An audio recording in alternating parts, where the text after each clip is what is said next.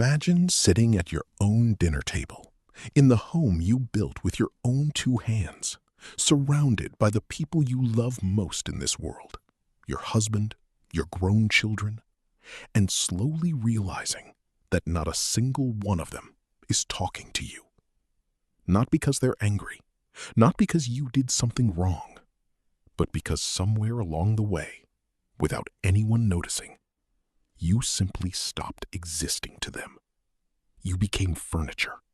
You became the woman who cooks the food and clears the plates and refills the glasses, but who never gets asked a single question about her own life.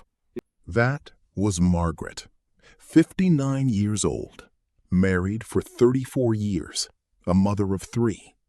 And one ordinary Tuesday evening, she looked around her own dinner table and understood, with a quiet and terrible clarity, that she had become invisible in her own family. But here is what I want you to hold on to, because this is the part that changes everything. The very next morning, Margaret did something so simple, so small, and yet so powerful that it forced every single person in that house to finally see her again. She didn't scream. She didn't cry. She didn't beg for attention. She did one thing, and it rearranged the entire order of her family. If you have ever felt overlooked, taken for granted, or spoken over by the very people you have given your whole life to, then I am asking you to stay with me until the very end of this story. Because by the time we finish, you are going to understand exactly what Margaret discovered, the one truth that most people don't learn until it's far too late. And once you understand it, you will never let yourself disappear again. This is the story of the invisible wife and how she made herself heard. Margaret Ellison had spent most of her life being the person who made other lives run smoothly. She was the kind of woman that neighbors described as wonderful and so giving, and the glue that holds that family together. And all of those things were true. But nobody ever stops to ask, what happens to the glue? Nobody ever wonders whether the thing holding everything together might itself be quietly coming apart. She lived in a modest 2-story house on Maple Street, in a small town in Ohio, the kind of town where everyone waves at each other from their porches, and the seasons change slowly and gently. She had married her husband, Robert, when she was 25. Back then, Robert used to look at her like she was the most interesting person in any room. He used to ask her opinion on everything, where they should go, what they should do, what she was thinking about, what she dreamed of. In those early years, Margaret felt like the center of something. She felt seen. They had 3 children. David, the oldest, was now 32 and worked as an accountant 2 towns over. Jennifer was 29 and had recently moved back home after a difficult divorce. And Michael, the youngest, at 26, was still trying to figure out what he wanted to do with his life, drifting between jobs and living in the basement bedroom. On this particular season of their lives, all 3 of the children happened to be around the house more often than usual, and so the family dinners had become a regular thing again, something that, in theory, Margaret should have loved. And she had loved it. At first, she loved cooking for a full table again. She loved the noise, the laughter, the sound of her house being alive. She spent hours in the kitchen, making the meals everyone remembered from childhood. The pot roast, the mashed potatoes with a little bit of garlic that David liked, the apple pie that Jennifer always asked for. She poured herself into those dinners, the way she had poured herself into everything for 34 years. But somewhere in the middle of all that pouring, she started to notice something. And once she noticed it, she could not stop noticing it. It happened gradually, the way the most painful things usually do. One evening, she was setting a bowl of green beans on the table, and she started to tell a story about something that had happened at the grocery store, a funny little moment with the cashier. Nothing important, just the kind of small thing you share with the people you live with. And as she was talking, Robert turned to David and asked him about the football game, and David answered. And just like that, her story was gone. It floated up into the air and vanished, unheard, unfinished. Nobody even realized she had been speaking. Margaret sat down slowly and told herself it was nothing. Everyone does that sometimes. People get excited about football. It didn't mean anything. But then it happened again the next night, and the night after that. And Margaret, who was a very observant woman, began to pay closer attention. And what she saw over the following weeks broke something inside her, quietly, one small piece at a time.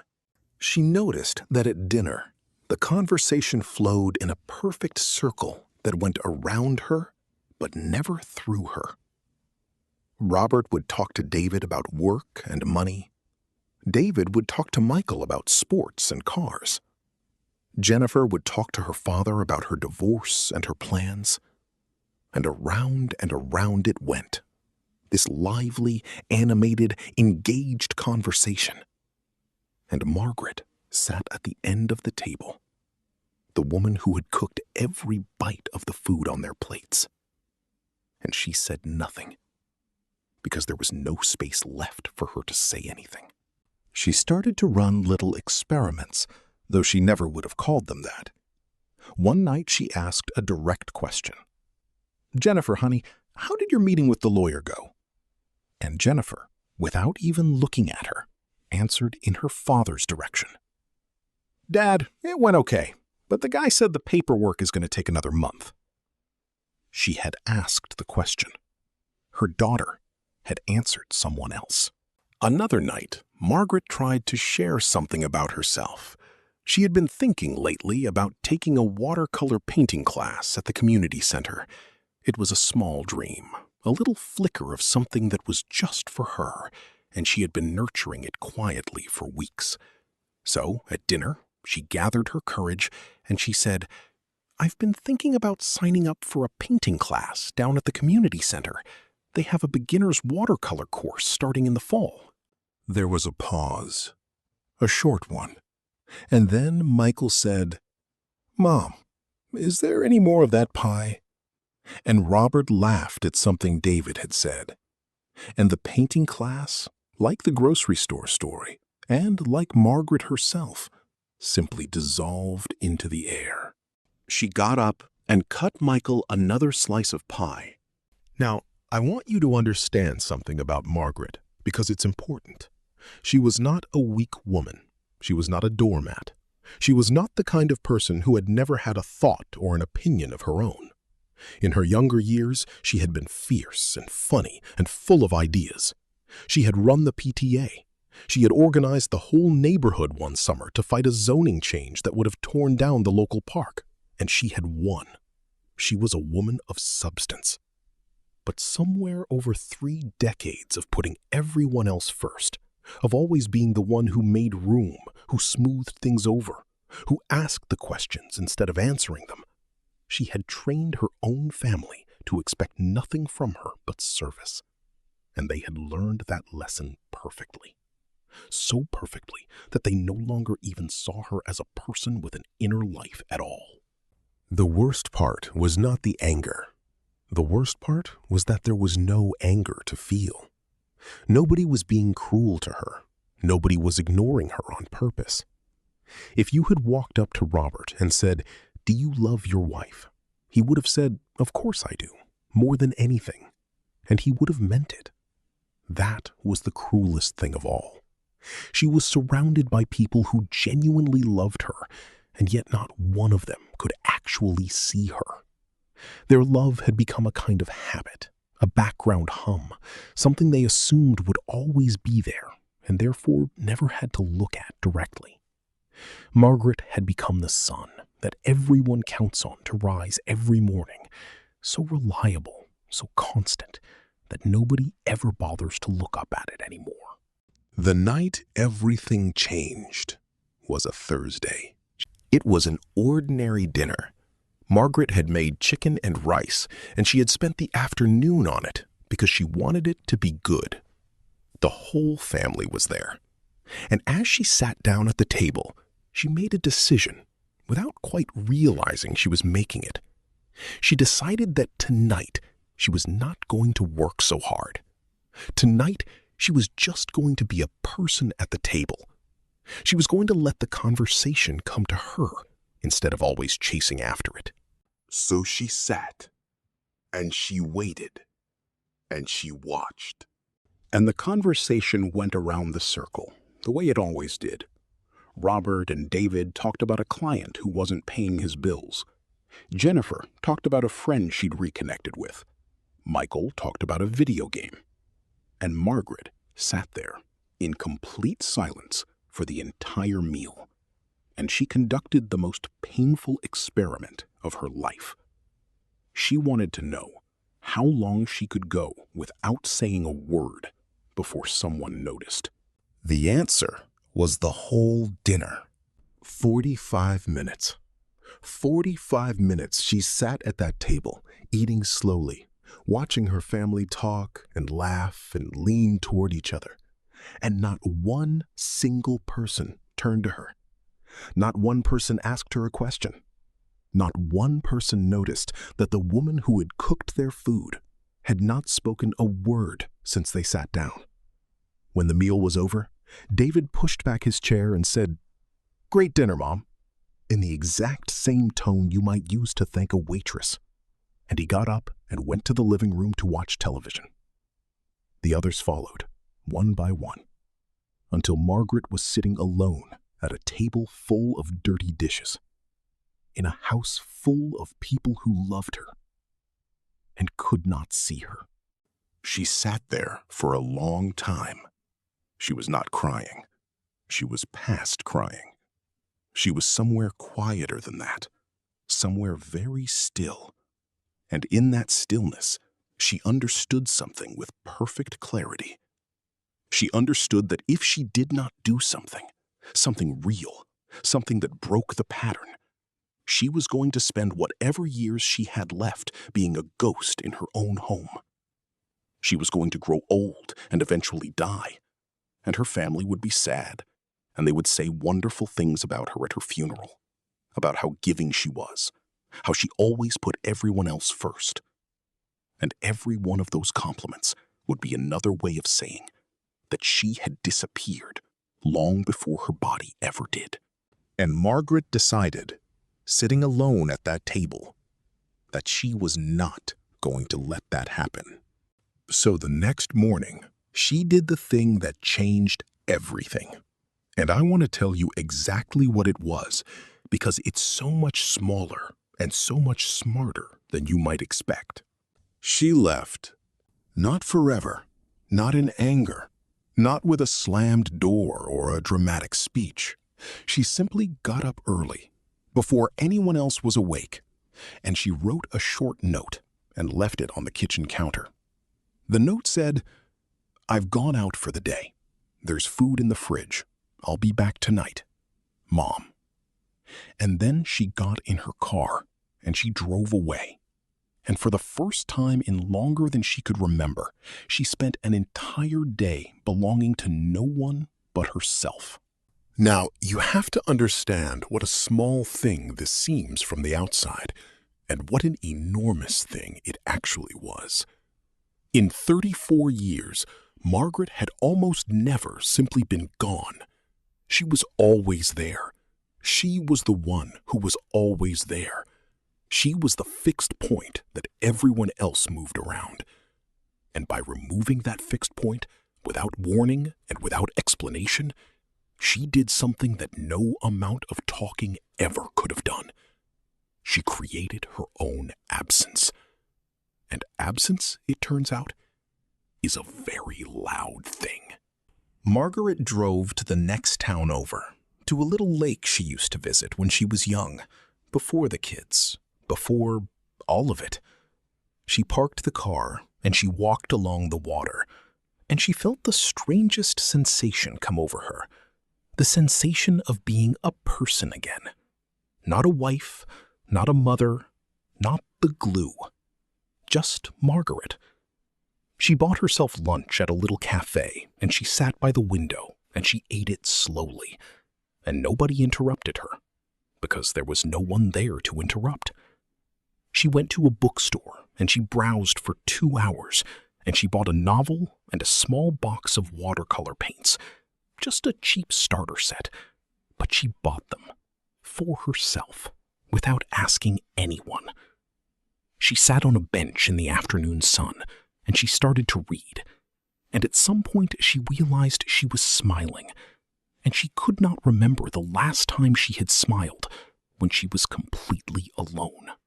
But something else was happening too, and it was happening back on Maple Street. Robert woke up that morning and came downstairs and found the note. And at first, he didn't think much of it. Margaret went out sometimes. It was fine. But then, slowly, the day began to unfold in a way that Robert had not experienced in a very, very long time. He went to make coffee, and he couldn't find the filters, because he had never once been the person who made the coffee. Jennifer came down and asked where her mother was, and Robert showed her the note.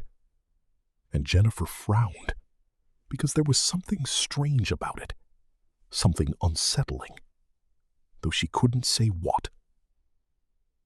Michael woke up around noon and wandered into the kitchen looking for lunch. And there was no lunch, because there was no one there to make it. And so, one by one, throughout that long and disorienting day, the members of the Ellison family bumped up against the enormous, invisible shape of everything Margaret did. The laundry that appeared clean and folded, the refrigerator that was always full, the bills that were always paid on time, the appointments that were always remembered, the small, endless, uncelebrated labor of holding a household and a family together. Labor that had been so seamless, so silent, so reliable, that none of them had ever actually seen it. Until it stopped. But it was more than just the chores. That was only the surface of it. As the afternoon wore on and there was still no sign of her, a different kind of unease crept into the house. Because a home is not just a set of tasks. A home has a heartbeat. And Margaret was the heartbeat. Without her there, the house felt hollow. The rooms felt too quiet. Robert found himself walking from room to room, not looking for anything in particular, just feeling the absence of her, feeling how much of the warmth of his own life had been coming from a source he had stopped noticing decades ago. Around 4 o'clock, David called the house, because his mother always called him on Fridays, and she hadn't. And when Robert explained that she'd gone out for the day and left a note, David went quiet on the other end of the line, and then he said something that landed on Robert like a stone. He said, "Dad, is Mom okay? I mean, is she happy?" And Robert opened his mouth to say, "Of course she is," and found that he could not say it, because he did not know. He realized, standing there in his kitchen with the phone in his hand, that he had absolutely no idea whether his wife of 34 years was happy, because he had not genuinely asked her, not really asked, not sat down and listened, in more years than he wanted to admit. That question hung over the whole family for the rest of that day. Is Mom okay? Is Mom happy? And each of them, in their own way, began to turn it over. Jennifer thought about how her mother had asked her about the lawyer, and how she had answered her father instead. Michael thought about the pie, And the painting class. He actually remembered the painting class now, remembered his mother mentioning it, and remembered asking for pie in the very same breath. And the memory made him wince. And Robert thought about the grocery store story from weeks ago, the one he had talked right over, and 100 other stories, 1,000 other small moments, an entire ocean of moments in which his wife had reached out to be seen, and he had, without ever meaning to, looked away. When Margaret came home that evening, she did not know what she would find. She half expected that no one would have noticed at all. She braced herself for that, because that would have been the final confirmation, the last proof that she truly had become invisible. But that is not what she found. She opened the front door, and the house was quiet. And then she heard footsteps, and Robert came into the front hall almost at a run. And he stopped a few feet away from her, and he looked at her, really looked at her, in a way he had not looked at her in years. And his eyes were wet. And he said, "Where were you? Margaret, where were you?" And it was not an accusation. It was something closer to fear. It was the voice of a man who had spent an entire day discovering what his life would be like without the person he had stopped seeing. Margaret set down her bag, and behind Robert, she saw the others gathering. Jennifer in the doorway, Michael on the stairs, and even David, who had driven over, who had gotten in his car and driven 20 minutes because he was worried about his mother. They were all looking at her. All of them. For the first time in longer than she could remember, every single person in her family was looking directly at her and waiting, actually waiting to hear what she would say. And Margaret, who had spent so many nights with no space to speak, found that the space was finally there. So she stepped into it. She did not yell. She did not accuse. She spoke very calmly and very clearly. And what she said was this. She said, "I want you all to sit down. I have some things I want to say, and for once, I would like you to listen to all of them before anyone says anything back." And they sat, and they listened. She told them about the dinners. She told them about the night she had sat in silence for 45 minutes to see if anyone would notice her, and how no one had. She told them about the grocery store story and the painting class. She told them, gently but honestly, that somewhere over the years, she had let herself become a service instead of a person, and that they had let her, and that she did not blame them for it because she had trained them to it herself. But she told them that she was done being invisible. She was 59 years old, and she had, if she was lucky, another 25 or 30 years on this earth, and she was not going to spend them as a ghost. She was going to be a person. She was going to have opinions and stories and dreams, and she was going to take that painting class, and she was going to expect, not hope for, but expect, to be seen and heard by the people she had given her life to. There was a long silence when she finished, and then Robert did something he had not done in a very long time. He reached across and took her hand, and he said, "Tell me about the painting class." 4 words, but they were the right 4 words. They were an invitation. They were a door opening. And Margaret, with tears finally coming to her eyes, told him all about it. Things did not become perfect overnight. That is not how real life works, and I would be lying to you if I told you they did. Old habits are strong, and there were still nights when the conversation started to slide back into its old circle, when Margaret would begin to feel herself fading into the background again. But now, something was different.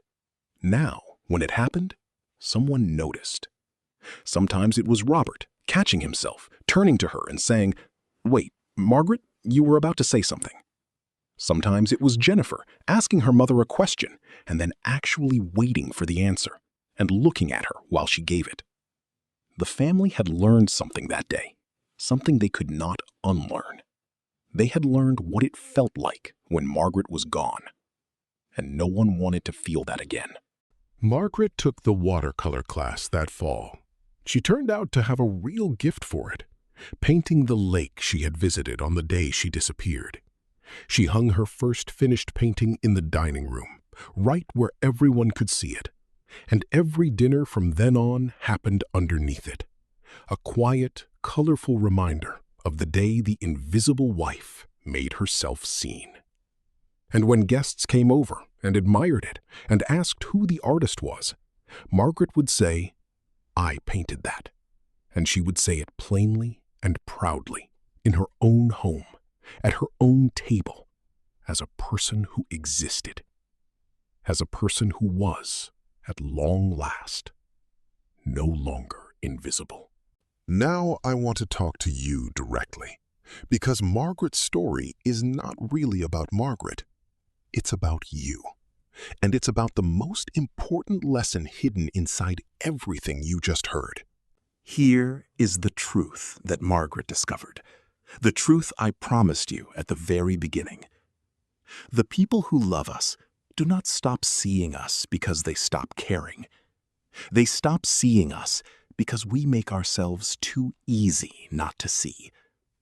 When you give and give and give, and you never ask for anything in return, and you always make room for everyone else and never take up any room yourself, you slowly, quietly teach the people around you that you have no needs. And human beings, even good and loving human beings, will always drift toward the path of least resistance. If you never ask to be seen, they will eventually forget to look. Not out of cruelty, out of habit. And habit is a powerful, invisible force.